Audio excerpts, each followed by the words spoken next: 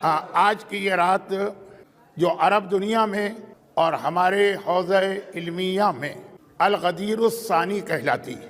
ہمارے یہاں اسے عید الضحیٰ کہا جاتا ہے، لیکن ہمارے حوزہ علمیہ میں عید الغدیر الثانی 18 ذی الحجہ عید غدیر میں اللہ کے رسول نے جو عہد لوگوں سے لیا تھا اس کے مکمل ہونے کا آغاز 9 ربیع الاول کی اس شب سے ہوتا ہے۔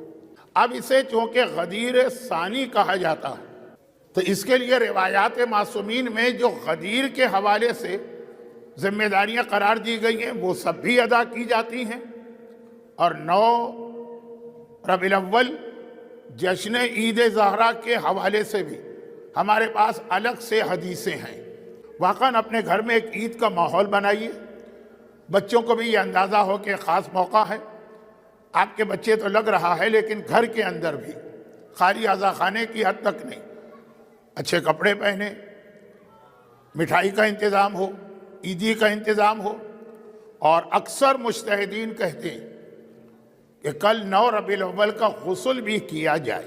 مرحوم آغا خوئی اور آغا سیستانی کے یہاں اس غسل کے بعد وضو کی ضرورت پڑے گی۔ جو اب تک میں نے بات کہی ہے کہ غدیر ثانی، آپ حضرات واقعاً اس خوشی کو منائیے، کیونکہ چوتھے امام کا ایک جملہ بتا رہا ہے کہ یہ کتنی بڑی خوشی، اس کا مزہ آنا چاہیے۔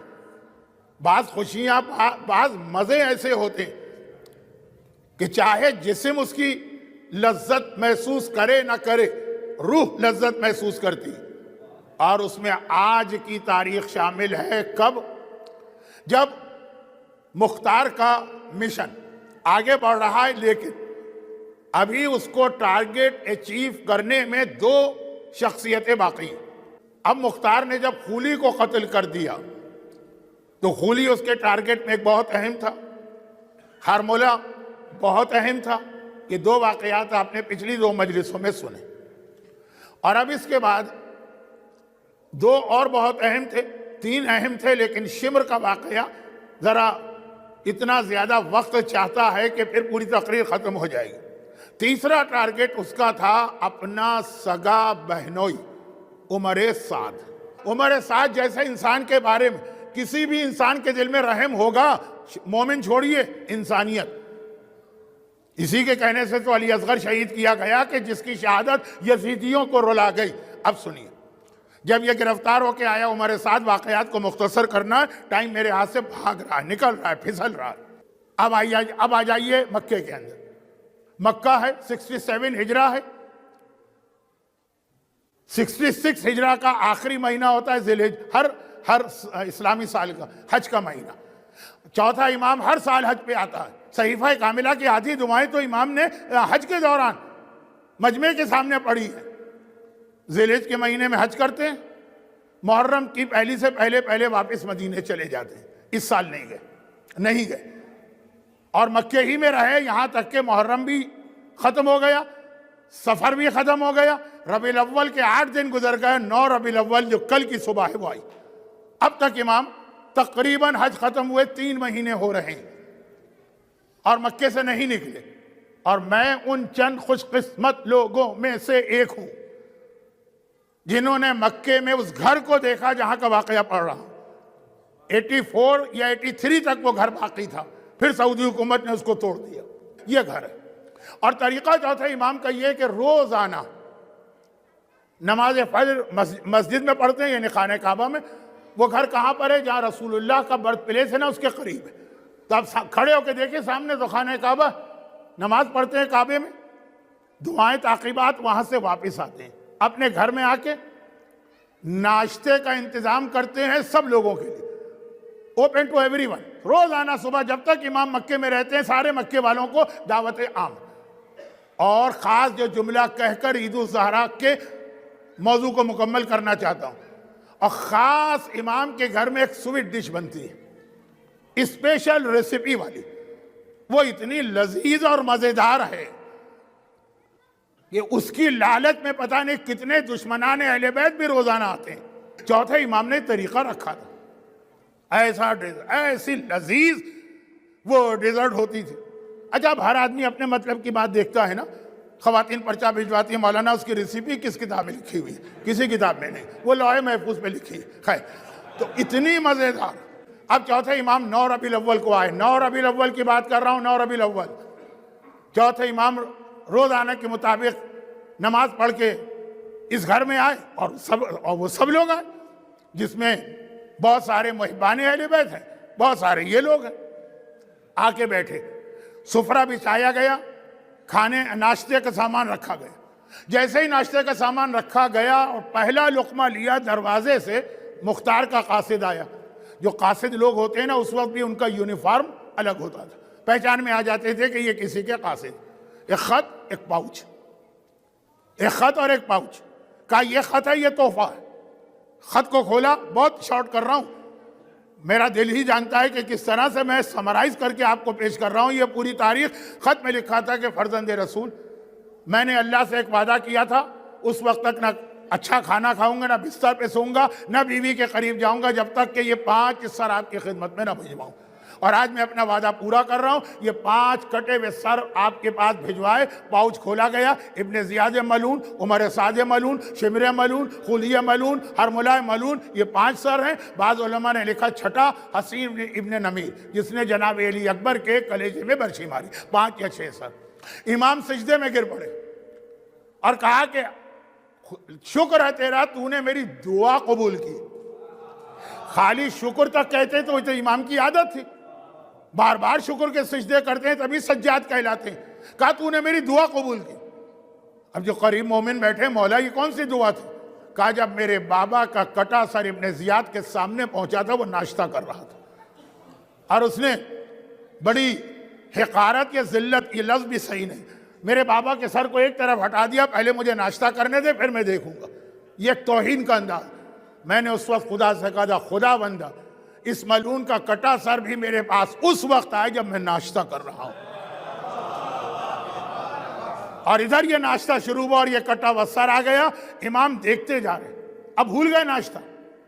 یعنی ایک کیفیت ہوتی ہے نا کہ آدمی اپنی بھوک و پیاس بھول جاتا ہے، یا غم میں یا خوشی. عزاداری میں کتنے ایسے وقت آتے ہوں گے کہ آپ بھول جاتے ہیں کھانا ہے یا پینا ہے، لگے ہوئے ماتم میں 3-3 4-4 5-5 گھنٹے.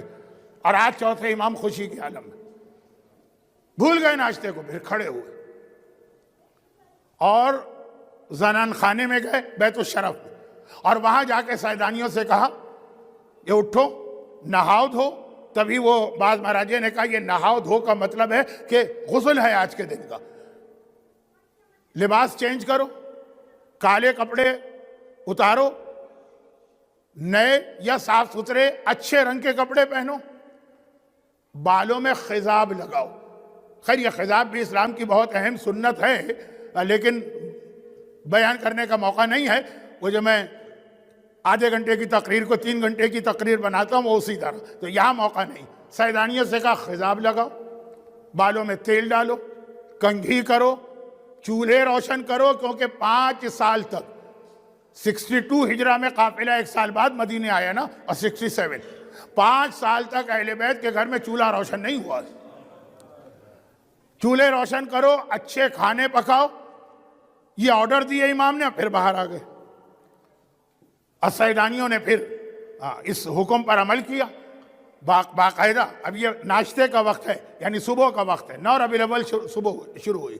نہایا دھویا، اچھے کپڑے پہنے، خضاب لگایا، تیل ڈالا، کنگھی کی، اور کنیزوں نے کھانے پکانا شروع کی. اور ادھر امام باہر آ گئے. جب باہر آ گئے تو مومنین کرام تو بہت خوش ہیں. یہ 5 کٹے ہوئے سر دیکھ کر آپ خالی سن کے خوش ہو رہے ہیں. صرف آپ کو ایک غم ہے کہ مولانا کب اتریں گے، ہمیں کل صبح جاب پہ بھی جانا ہے. باقی تو آپ خوش ہیں نا آج کی رات. تو اب مسئلہ یہ ہے کہ مومنین تو خوش ہو رہے ہیں، لیکن جو وہ دشمنان اہل بیت آئے تھے، وہ تو آئے تھے نیاز کے اور تبرک کے چکر میں، وہ تو آج ڈیلے ہو گئی. جیسے آج بھی اگر کوئی اس چکر میں آیا تو جو ڈیلے ہوتا چلا جا رہا، اس کے حساب سے تو 10 بجے سفرہ لگ جانا چاہیے تھا، یہاں 10:30 ہو ہی گئے نا. 10:40 10:40. تو اب وہ لوگ پہلو بدل رہے ہیں. ان کا اس سے کیا تعلق؟ کسی نے آخر ہمت کر کے کہا فرزند رسول ناشتہ تو ہو چکا ہے کیونکہ سفرہ لگ چکا تھا، اب وہ جو ڈیزرٹ آتی ہے آخر میں، وہ لذیذ چیز مزیدار، وہ کہاں؟ امام نے کہا وائے ہو تیرے حال پر، ان سروں کو دیکھ کر مومن کے دل میں جتنی خوشی پیدا ہوتی ہے، کیا اس سے زیادہ بھی مزیدار کوئی چیز اس دنیا میں ہے؟ امام کی خوشی کا اندازہ کریں، فرماتے ہیں اس دنیا میں کوئی اور چیز اس سے زیادہ مزیدار ہو سکتی ہے کہ ابن زیاد کا کٹا ہوا سر سامنے ہو، عمر سعد کا کٹا، یہ واقعاً وہ خوشی ہے جو آپ کو منانا ہے۔ لیکن میں ہاتھ جوڑ کر اپنے چوتھے امام سے کہوں گا کہ مولا میں حقیر غلام ابن غلام آپ کے پاؤں کی خاک کے برابر بھی نہیں، لیکن اگر اجازت دیں تو اس جملے کو ذرا سا مکمل کر دوں۔ بعض جملے معصومین جان بوجھ کے نامکمل چھوڑتے ہیں کہ نہیں مولا اس سے بھی زیادہ خوشی مومن کو اس دن ہوگی جب فاطمہ کا لال ظاہر ہو کر حقیقی دشمنوں سے انتقام لے گا۔ یہ کیا، یہ ابن زیاد، عمر سعد، شمر، حتیٰ یزید، یہ تو سب پپیٹ ہیں، ان کو چلانے والا کوئی اور ہے، یہ سب ٹول ہیں، ان کو استعمال کرنے والا کوئی اور ہے۔ بہت سے پردہ نشینوں کے نام اس میں آتے ہیں جو میں بیان نہیں کرنا چاہتا، کیونکہ اگر مومن پھر بھی نہ سمجھ پائے تو اس کو بتانے کی ضرورت ہی نہیں، اور اسی لیے میں نے قرآن کی دوسری آیت بھی آج تلاوت کی، 3 آیتیں تلاوت کی، تیسری تو مسلسل روزانہ کہ ظالموں کو انجام پتہ چلے گا۔ پہلی آیت، اے خدا مجھے فرعون سے بھی نجات دلا، اس کے کرتوتوں سے وہ بیان ہو گیا، اور یہ آیت وَمَنْ قُتِلَ مَظْلُومًا فَقَدْ جَعَلْنَا لِوَلِيِّهِ سُلْطَانًا، جو مظلوم مارا گیا اس کے انتقام کا اصلی حق اس کے وارث کو ہوتا ہے۔ مختار وارث نہیں تھے، مختار ایک مومن تھے جس نے اپنی مومن والی ذمہ داری ادا کی۔ اصل جو انتقام ہے، قرآن کہتا ہے من قتل مظلوما فقد جعلنا لولیہ، اس کا ولی، اس کا وارث، اس کو حق حاصل ہے انتقام لینے کا، بس وہ ولی اور وارث پردہ غیبت میں ہے۔ 9 ربیع الاول اس کی امامت کا پہلا دن، اور یہ امامت کا پہلا دن۔ اچھا اب دیکھیے، ٹیکنیکلی تو 8ویں امام شہید ہوئے اور 11ویں امام شہید ہوئے اور 12ویں کی امامت اسی منٹ شروع ہو گئی۔ نہیں، منٹ بھی غلط ہے، سیکنڈ۔ لیکن عرفی اعتبار سے 8 کو وہ شہید، 9 سے امام زمانہ۔ اور امام کی زندگی کا سب سے بڑا مقصد تمام دشمنان اہل بیت سے انتقام لینا، اور اس میں ایک سے ایک وی آئی پی لوگ آتے ہیں۔ تو جب میں آیا تو میں نے کہا ظہور امام کے حالات پہ تو یہ ریسرچ کر رہے ہیں، میں ریسرچ کر رہا ہوں آفٹر ظہور کیا ہوگا زمان رجت۔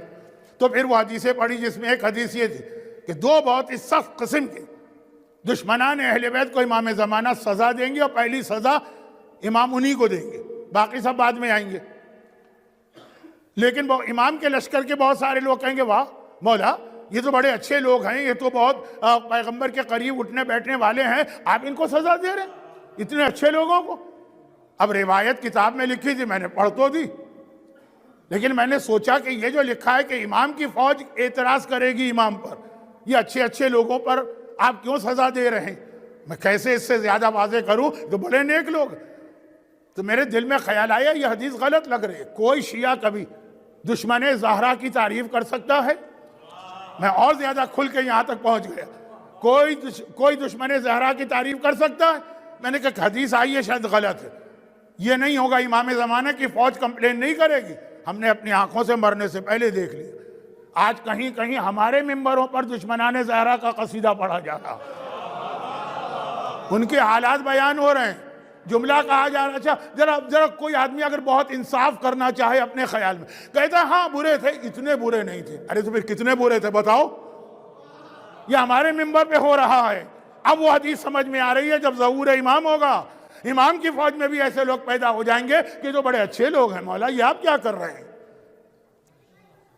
اب بس اختتام، تو اب جو ہماری اصل تیاری ہے وہ امام کی تیاری ہے۔ اس سے مجھے بات کہنا تھی، لیکن وہ تو ایک بالکل الگ تقریر بن جائے گی، تو بس اختتام۔ بہت اچھے نہیں تھے، یعنی کہنا بھی آپ کی توہین، اس مجمع کے سامنے یہ جملہ کہنا بھی توہین، لیکن ہمارے یہاں سے آوازیں بلند ہوئی ہیں اکا دکا۔ پاگل قسم کے لوگ تو ہر دور میں رہے، لیکن یہ اکا دکا نہیں ہے۔ تو بات یہ ہو رہی ہے اچھے ہیں اور اتنے برے نہیں تھے۔ اچھا جب برے نہیں تھے تو پھر معصومین ناراض کیوں تھے؟ کہ ناراض بھی نہیں تھے۔ تو یہ ہماری اپنی بات کر رہا ہوں، میں غیروں کی بات نہیں کر رہا ہوں، غیروں کی بات تو اب کر رہا ہوں۔ ایک چھوٹا سا واقعہ، ہمارے ممبر کے بہت بڑے خطیب تھے، لوگوں نے ان کی وہ قدر نہیں کی، کیونکہ اس زمانے میں آڈیو نہیں تھا، ویڈیو نہیں تھا، سوشل میڈیا نہیں تھا، تقریر بس مجمع میں ہوتی تھی، جس نے سنی سنی۔ خطیب آل محمد مولانا اظہر حسن زیدی، اب کیا شخصیت تھی! اتنے بڑے بڑے مسائل کو وہ اتنا ہلکے پھلکے انداز میں حل کرتے تھے۔ ان کا ایک مشہور واقعہ ہے، اسی پہ بات ختم ہے، اور وہ یہ ہے کہ پہلے جب اتنا دشمنی اہل بیت تو تھی لیکن کھل کے نہیں تھی، تو شیعہ سنی علماء اکثر مشترک جلسوں سے خطاب کرتے تھے، خصوصاً پنجاب، پاکستان کا جو پنجاب، انڈیا کا پنجاب نہیں، وہاں یہ بہت رواج تھا۔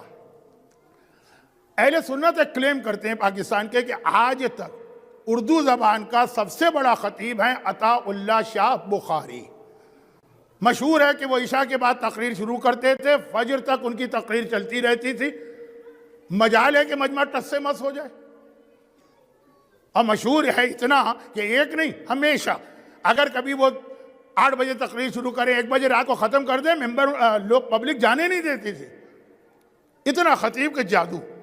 موچی دروازہ میں جلسہ ہو رہا، عطا اللہ شاہ بخاری تقریر کر رہے ہیں اور سحر طاری ہے مجمع پر، اور کہہ رہے ہیں کہ یہ سب شیعوں کی من گھڑت روایتیں ہیں اور دشمنان اہل بیت نے یہ چیزیں ہمارے درمیان پھیلا دی کہ رسول کی بیٹی اور اس زمانے کے حکمرانوں میں اختلاف تھا، کوئی اختلاف نہیں تھا، یہ سب جھوٹی حدیث ہیں۔